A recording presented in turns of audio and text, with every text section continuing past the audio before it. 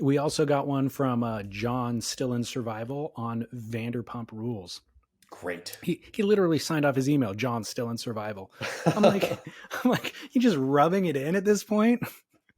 There's no conversation about Survival League throughout his entire email. He just signed it off with John still in survival. He said, so I'm the guy who sits on the sidelines judging, snickering, and agreeing with you guys. This last episode, however, has pulled me out of my beanbag. The 20 minutes or hour or hell, I don't know how long that Vanderpump rant went on for, has had me put text to email for the first time ever after listening to you guys for years. Perhaps this is what you were aiming for. Let's rile up the tribe. Let's see if anyone is truly paying attention to our inane blathering. Well, here I am. I couldn't wait to share my rant or share your rant with my wife, who is fully invested in that show. She says, sounds like those guys actually watch with their wives. So let's be honest. You guys are way too passionate for non-watchers. Also, I'm a huge baseball geek, having played high school and college and some minor league ball. KOLOHE ANDINO needs what we call a slump buster. I'm thinking he needs to head to Vietnam and help children building firewire surfboards. Anything to break him out of the slump. Thank you if you've made it this far. I tend to rant. My wife just yelled at the TV, "Shut up, Sheena." Sounds like I just missed something important. Keep up the work, John, still in survival. John, thank you so much. And I feel like we are only ever honest on this show, right? I've never seen 1 second of Vanderpump Rules. What I am, though, I suppose at this point, is like when culture hits some kind of momentum, like that Vanderpump thing, I honestly had to see that for like 7 or 8 or 10 days before I said, wait, what is this? But once that happens, once critical mass reaches, then I feel I have to address it, at least understand it ish, and then share those understandings with the listeners so they don't have to actually ever watch the show. That's the whole point. Right? Noble. I feel that's what it is. It's feel like, okay, I'm going to do the heavy lifting here, man.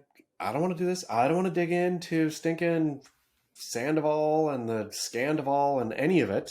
I don't care. But this has been blasted at me so much that I need, as a service for our listeners, to understand it and to share. It's noble. I went a step further and watched 2 episodes this week. How was it? It's exactly what you'd think it would be. You know what I mean? Like it's. Did you catch zesty ones? Like, was the Scandoval happening in real time? Well, so as we discussed last week, Scandoval is happening right now. Yeah. In current times, but this was what's airing right now was filmed last year, but apparently the 2 people having the affair were having it last year. Sure. So it's happening behind the scenes. That's what I'm saying, in real time though. Like in actual real time, not in our time. Yes. So apparently they were sleeping together in the episodes that I watched. Yes. But that will not be revealed until next season, of course.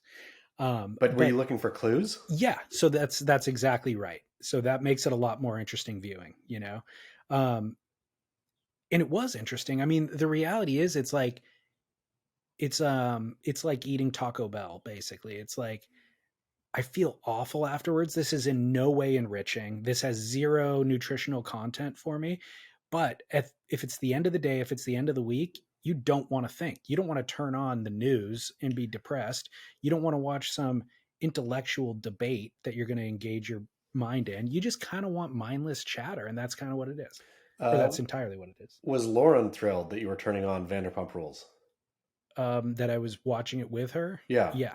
So she watches? No, the funny thing is she's only started watching because of the scandal. Okay, yeah. She got sucked in as a viewer because of the news stories. I mean, that's what I'm saying. And again, for our listeners, like, this is the service provided. Like, this thing is happening, right? This thing is happening to a lot of their significant others too. I feel like, I don't know why the scandal was so enticing, but for whatever reason it was. And so it's our duty as a surf podcast to dissect why and how. Well, I've got a suggestion. I emailed it back to John, still in survival as well. for Kolohe Andino's slump bust, if they are filming Make or Break season 3 right now, he's below the cut line. He probably doesn't really have a lot of cameras pointing at him. He needs to go have an affair with somebody else's wife. I mean, cameras are looking. It's Scandival season. This will get him in the limelight. He might ruin a marriage or two, but this is a last ditch effort to have a second phase of a career. Jack Robinson's wife would be the best bet there. Boom. Yep. Because Jack is going for a world title. Yep. Jack's so distracted. Totally distracts Jack. Yep. Exactly. Get him out of that world title. Cameras on Kolohe, and whether or not he makes the cut or whatever, he now has celebrity. Yep. And he can do whatever he wants. He can leverage that celebrity. I'll tell you exactly how Kolohe can leverage that celebrity too, is you front a cover band. Imagine you would go see Kolohe's cover band. I'd go see it. We'd all go see it. Kolohe singing like the best of the Cars.